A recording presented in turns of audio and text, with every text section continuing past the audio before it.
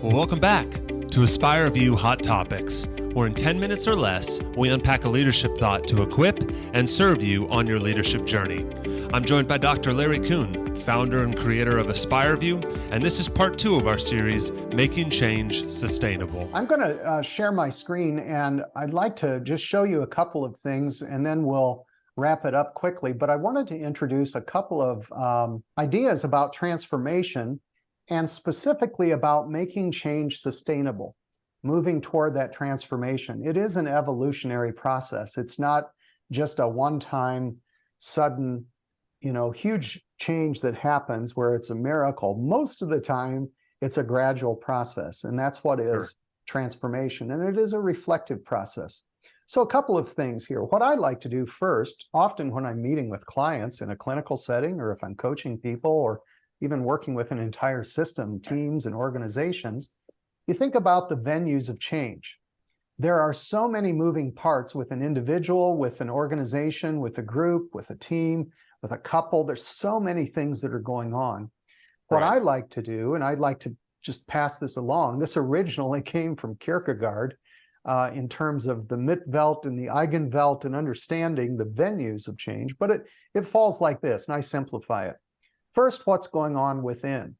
And this is where I reflect and ask people to begin reflecting on what are the patterns that are happening within, the things that you see, smell, hear through the 5 senses, but then you begin to reflect on your thoughts, beliefs, emotions, values, needs that you have, cravings, urges, and then how those give rise to certain behaviors and routines.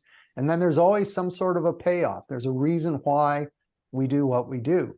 I met somebody just today, and he literally said, one of the goals that I have in my work with you, Dr. Kuhn, is so that I can understand why I do the things that I do. I mean, he literally said that. And it was like, let's start right there. And let's not judge it or try to be anything different. Let's start with just observing well, what are the patterns?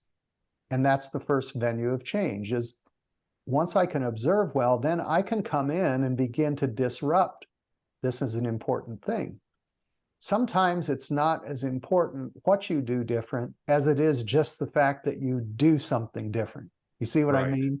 Right. I can disrupt some pattern and maybe disrupt it with a different belief or a different self-talk. Suddenly, my feelings begin to shift because my beliefs are shifting.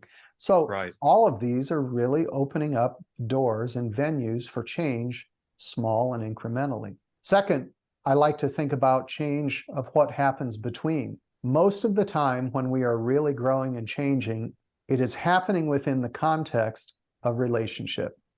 What's going on between you and me? And we see certain patterns, patterns. And let's not try to change them. Let's just observe and describe well, become mindful of them, and look at the way that we avoid, do we approach, do we try to placate? There are certain patterns and ways that we communicate and roles that we play that play themselves out through that lens. So I like looking at the problem or whatever it is we're wanting to change through the lens of relationship.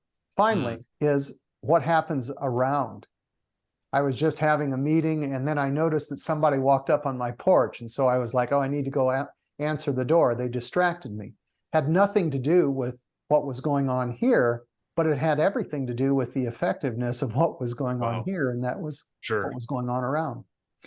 So our context often presents stressors or resources that are constantly interacting with what's really going on, but we don't pay attention to that. We think this thing right in front of us is the reality.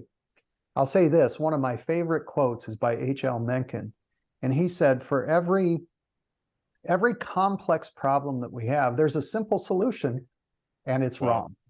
So I think there's usually multiple factors that are giving rise to the challenges that we face.